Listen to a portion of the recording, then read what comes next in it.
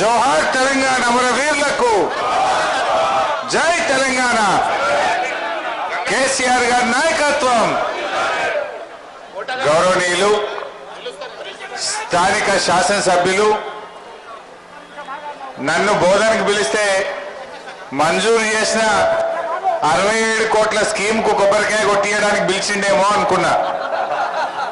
కానీ 67 కోట్ల కొబ్బరికాయ కొట్టిండు, 167 కోట్లకు దరఖాస్తు ఇచ్చిండు. దరఖాస్తు ఇచ్చేసి ఇక కవిత గారితో కూడా చెప్పించి నువ్వు ఇప్పుడు చెప్పే పోవాలి అని అందరి ముంగట పెద్ద లిస్టు ఎస్టిమేట్ తో సహా చేతిలో పెట్టి ఫోటో తీపించిండు. ఇక ఇస్తావా ఇయ్యవా అన్నట్టు. సో ఒక యంగ్ ఎమ్మెల్యే ఎప్పుడు కూడా బోధన్ నియోజకవర్గ అభివృద్ధి కోసం కృషి చేసేటువంటి షకీల్ అహ్మద్ గారు, మన పార్లమెంట్ సభ్యురాలు ఇవాళ నిజామాబాద్ జిల్లా పేరును ఒక్క రాష్ట్రంలోనే కాదు పార్లమెంట్ లో దేశవ్యాప్తంగా అంతర్జాతీయంగా నిజామాబాద్ జిల్లా పేరును నిలబెట్టినటువంటి ఈరోజు తెలంగాణ ఆడపడుచులందరూ అభిమానించే నాయకురాలు కల్వకుంట్ల కవిత గారికి, గౌరవ శాసనసభ్యుడు మిత్రుడు గణేష్ బిగాల గారు, ఇదంతా చూసి పక్కన కూర్చున్నాడు మా ఆర్మూర్ జీవన్ రెడ్డి. అరే షకీల్ భాయ్ 167 అడిగిండు, నా సంగతి ఏందంటాడు మనసులో. ఆయన మనిషి ఇక్కడన్నాడు కానీ మనసు అంతా అక్కడనే ఉంటుంది. యువ శాసనసభ్యుడు జీవన్ రెడ్డి గారు, మా జిల్లా అధ్యక్షులు గంగన్న గారు, దేశాయ్ గారు, మా పట్వారి గారు, విఠలరావు గారు, చాలా మంది ఉన్నారు. మా గోపాల్ రెడ్డి గారు, ఎమ్మెల్సీ పెద్దలు గౌరవనీయులు గంగాధర్ గౌడ్ గారు, మరి గౌరవ ఎంపీపీలు, జెడ్పీటీసీలు, సర్పంచులు, మా కార్పొరేషన్ చైర్మన్లు, బోధన్ జేఏసీ ప్రత్యేకంగా నేను ఎందుకు చెప్తున్నా అంటే తెలంగాణ ఇచ్చినాక కాంగ్రెస్ పార్టీ 23 డిసెంబర్ 2009 వాపస్ పోయింది. వాపస్ పోయినాక టెంట్లు చాలా పడ్డాయి, నిరాహార దీక్ష టెంట్లు.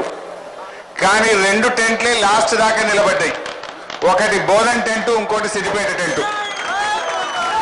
మళ్ళీ తెలంగాణ వచ్చేదాకా 23 డిసెంబర్ 2009 నుంచి బిల్లు లోక్సభలో రాజ్యసభలో బిల్లు పాస్ అయ్యేదాకా కూడా నిరాహార దీక్ష శిబిరాన్ని నడిపిన గడ్డ ఈ బోధన్ గడ్డ. ఆ ఉద్యమకారులకు మీడియా మిత్రులందరికీ పేరు పేరున నమస్కారం తెలియజేస్తా ఉన్నా. ఎందుకంటే నాకు బాగా గుర్తు ఏంటంటే 500 రోజుల దీక్ష సందర్భంలో నన్ను పిలిచింది ఇక్కడికి బోధన్కు. ఆ టెంట్ వేసినాక నా 1519 రోజులు నడిచింది ఇక్కడ. 1519 రోజులు. 500 రోజు నిరాహార దీక్ష జరిగినప్పుడు బోధన్లో ఉండే ఉద్యోగులు, ఉపాధ్యాయులు, జేఏసీ, మా అప్పిరెడ్డి గారు వీళ్ళందరూ కలిసి అప్పుడు నన్ను పిలిస్తే నేను ఇక్కడికి వచ్చి దాదాపు ఒక రోజంతా ఉండిపోయినా. అట్లా ఈ బోధన్ మీద, ఇదే జాగా, ఈ బోధన్ మీద నాకు చాలా ప్రత్యేకమైన అభిమానం. మిత్రులారా, ఇవాళ కొన్ని విషయాలు మాట్లాడుకోవాలి. ముందు బోధన్ మాట మాట్లాడితే మా షకీల్ సల్లవాడు బయటది మాట్లాడే ముందు. ఇవాళ షకీల్ గారు కొన్ని విషయాలు అడిగారు. వాస్తవానికి ఇక్కడ సుదర్శన్ రెడ్డి గారు నీళ్ల మంత్రిగా ఉండి చెయ్యని పనిని ఇప్పటికే మేము చేశాం. ఇవాళ మీకు తెలిసి నేనేదో చెప్పాల్సిన అవసరం లేదు. నాకంటే ఈ బోధన్ రైతులుగా ఇక్కడ ఉండే పత్రికా విలేకరులకు ఎక్కువ తెలుస్తుంది. వారు నీళ్ల మంత్రి ఉన్నప్పుడు కూడా బోధన్లో టేలెంట్ ఆయకట్టుకు నీళ్లు పోలే. ఎన్నడూ కూడా 70,000 ఎకరాలకు బోధన్ నియోజకవర్గంలో నీళ్లు బారలే. ఇవాళ టీఆర్ఎస్ ప్రభుత్వం వచ్చిన తర్వాత లైనింగ్ పనులను పూర్తి చేసి రెవెన్యూ అధికారులను, ఇరిగేషన్ అధికారులను రాత్రి పూట కెనాళ్ల మీద నడిపించి వాట్సాప్ లో ఎప్పటికప్పుడు సమీక్షించడం కనుకనే ఇవాళ మొత్తం 70,000 ఎకరాలకు బోధన్ నియోజకవర్గంలో నీళ్లు ఇచ్చాం. అటు అలీసాగర్ కింద గాని, ఇటు నిజాం సాగర్ కింద గాని పూర్తి ఆయకట్టుకు నీళ్లు ఇచ్చిన ఘనత ఇవాళ టీఆర్ఎస్ ప్రభుత్వానికి. ఎన్నడన్నా ఈ సుదర్శన్ రెడ్డి గారు కెనాల్స్ మీద వచ్చిండా? వారుండగా ఈ కెనాల్స్ మోడర్నైజేషన్ చేసే ప్రయత్నం చేసిండా? ఒకవేళ చేసుంటే ఇవాళ మేము ఎందుకు ఈ 67 కోట్ల రూపాయలు శాంక్షన్ చేయాల్సిన అవసరం వస్తుంది? వారుండగా ఆ మెయిన్ కెనాల్ కోసం, మెయిన్ కెనాల్ ఆధునీకరణకు 70 కోట్ల రూపాయలు శాంక్షన్ చేసిండు, పని మాత్రం చేయలే. ఈ ఎన్ఎస్పి మెయిన్ కెనాల్ కు 70 కోట్లు శాంక్షన్ చేస్తే పని చేయలే. ఇలా టీఆర్ఎస్ ప్రభుత్వం వచ్చినాక ఆయన శాంక్షన్ చేసిపోయిన 50 కోట్ల రూపాయల పనులు పూర్తి చేశాం. అదేవిధంగా మాకు ఇంకా కొంచెం టైలెండ్ లో ప్రాబ్లం ఉంది అని ఎంపీ కవిత గారు, మన ఎమ్మెల్యే షకీల్ గారు ప్రత్యేకంగా నాతో హైదరాబాద్ లో మీటింగ్ పెట్టించినారు. బోధన్ నియోజకవర్గం మీదనే మీటింగ్ పెట్టించారు. మా చిట్ట చివరి ఆయకట్టుకు నీళ్లు పోవాలి, మా కొన్ని చోట్ల గైడ్ వాల్స్ కావాలి, కొన్ని బ్రిడ్జిలు కావాలి, లైనింగ్ కావాలి. మాకు చివరి ఆయకట్టుకు నీళ్లు పోవాలంటే రూల్స్ రిలాక్సేషన్ చేసి ప్రత్యేకంగా బోధన్ నియోజకవర్గానికి 67 కోట్ల రూపాయలు శాంక్షన్ చేసి ఇప్పుడు శంకుస్థాపన చేసుకున్నాం. దీంతో 100% 70,000 ఎకరాలకు పూర్తి ఆయకట్టు కూడా నీళ్లు రావడం జరుగుతుంది. మరి ఇది కాకుండా మన ఎంపీ గారు, ఎమ్మెల్యే గారు మీరందరూ కూడా గట్టిగా కోరుకుంటున్నాయి 2 లిఫ్ట్ ఇరిగేషన్ స్కీములు ఉన్నాయి. ఒకటి బినోలా లిఫ్ట్, ఇంకోటి కల్దుర్తి లిఫ్ట్. కల్దుర్తి బినోలా లిఫ్ట్లు, ఈ 2 లిఫ్ట్లు కావాలని మీరు కోరుతున్నారు. తప్పకుండా, ఎందుకంటే మన ముఖ్యమంత్రి గారు స్వయంగా ఒక రైతు. ఆయన ప్రతి నియోజకవర్గానికి 1,00,000 ఎకరాల నీళ్లు రావాలని కోరుకునే ముఖ్యమంత్రి మన కేసీఆర్ గారు. ఇవాళ ఎంతో పట్టుదలతోని కేసీఆర్ గారి నాయకత్వంలో ఇవాళ ఈ రాష్ట్రం 1 కోటి ఎకరాల మాగాణిగా మారబోతా ఉంది. తప్పకుండా ఈ 2 లిఫ్ట్లు కూడా, ఈ 2 లిఫ్ట్లు, కొన్ని చెక్ డ్యాంలు, కొన్ని గైడ్ వాల్స్ కూడా వారు అడిగి మాకు లిస్ట్ ఇచ్చారు. నేను ఎంపీ గారు కూడా నాకేం చెప్తున్నారంటే రాష్ట్రం మొత్తమో జిల్లా మొత్తం కాదు, మా బోధన మీద ప్రత్యేకమైన మీటింగ్ పెట్టమంటున్నారు.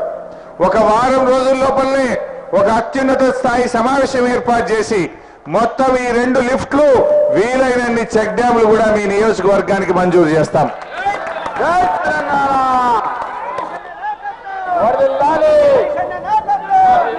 జాడి జమాల్పూర్ లిఫ్ట్ మరమ్మతు కావాలని అడిగారు. జాడి జమాల్పూర్ లిఫ్ట్ కు 2 కోట్లు అయితే అని అడిగారు మన ఎమ్మెల్యే గారు. తప్పకుండా ఆ జాడి జమాల్పూర్ లిఫ్ట్ కూడా శాంక్షన్ చేపిస్తాం. అదేవిధంగా ఈరోజు రైతుల కోసం నేను అడుగుతున్న సుదర్శన్ రెడ్డి గారు కూడా మంత్రి ఉండే, ఎన్నడన్నా వారు మంత్రి ఉండగా ఇక్కడ శనగలు కొన్నారా? ఎన్నడన్నా ఒక్కసారి మినుములు కొన్నారా? చివరి గింజ దాకా కందులు కొన్నారా? ఏ రోజు కూడా కొనలే. ఇలా మా ఎమ్మెల్యే గారు, ఎంపీ గారు పోరాడితే ఎర్ర జొన్నలు కొన్న ఘనత కూడా టీఆర్ఎస్ ప్రభుత్వానిదే. ఇంత కాంగ్రెస్ నాయకులు ఇక్కడ సురేష్ రెడ్డి గారు ఉండే, సుదర్శన్ రెడ్డి గారు ఉండే, కానీ రైతు గురించి ఆలోచన చేయలే. మాటలు మాత్రం ఎక్కువ చెప్పిండ్రు, పని మాత్రం తక్కువ చేసిండ్రు. ఇవాళ మన ప్రభుత్వం వచ్చినాక మొట్టమొదటిసారిగా ఈ దేశంలోని ఎర్ర జొన్నలు కొన్న తొలి ముఖ్యమంత్రి మన చంద్రశేఖరరావు గారు. ఎవరు వల్ల ఎర్ర జొన్న రైతులకు మద్దతు ధరించిన మొదటి ప్రభుత్వం ఈ ప్రభుత్వం. అదేవిధంగా శనగలు ఈ బోధన్ నియోజకవర్గంలో మా 5,726 క్వింటాల శనగలు కొన్నాం. బోధన్లో 2,984 క్వింటాల మినుములు కొన్నాం.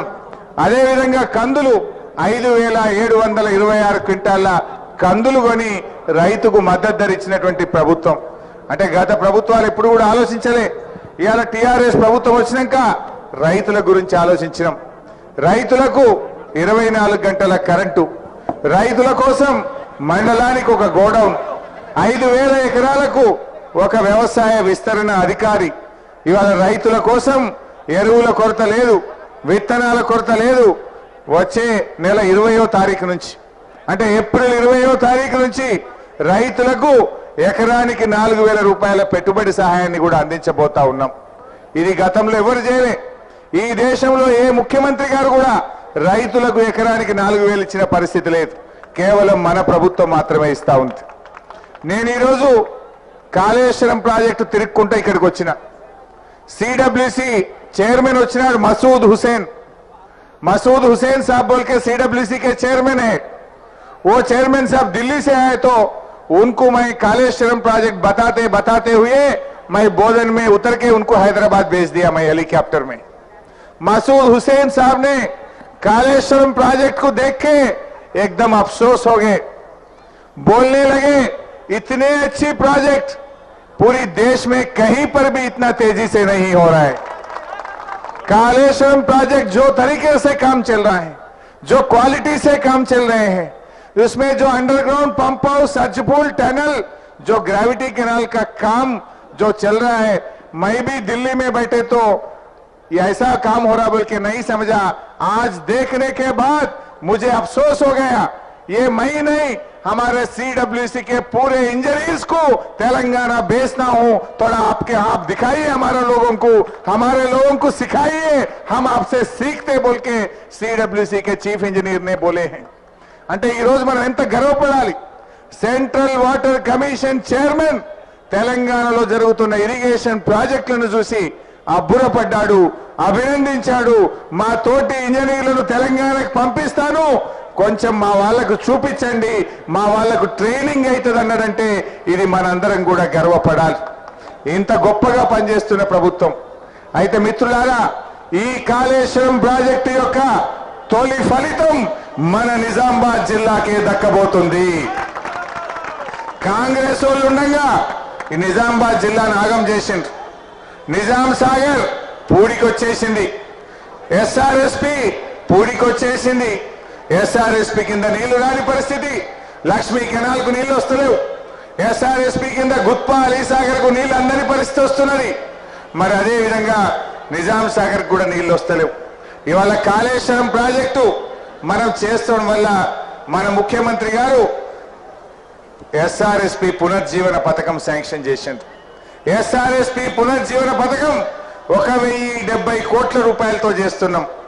ఈ పథకం ద్వారా ఈ సంవత్సరమే 2018 సంవత్సరం ఎస్ఆర్ఎస్పికి కాళేశ్వరం నీళ్లు తీసుకొస్తాం। ఎస్ఆర్ఎస్పికి కాళేశ్వరం నీళ్లు వస్తే నిజామాబాద్ జిల్లా సస్యశ్యామలమైపోతుంది।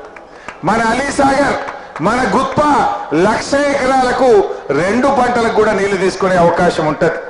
గుత్ప అలీసాగర్ కింద మన బోధన్ నియోజకవర్గంలోని రేంజల్, నవీపేట్, ఏడుపల్లి మండలానికి కూడా మనం అలీసాగర్ నుంచి నీళ్లు తీసుకునే అవకాశం వస్తుంది। అంటే కాళేశ్వరం నీళ్లు ఎస్ఆర్ఎస్పికి వస్తాయి కనుక 2 పంటలు కూడా పండేటువంటి అవకాశం మనకు దొరుకుతుంది। అదేవిధంగా నిజాం సాగర్ కూడా మల్లన్న సాగర్ నుంచి నీళ్లు తీసుకురాబోతా ఉన్నాం।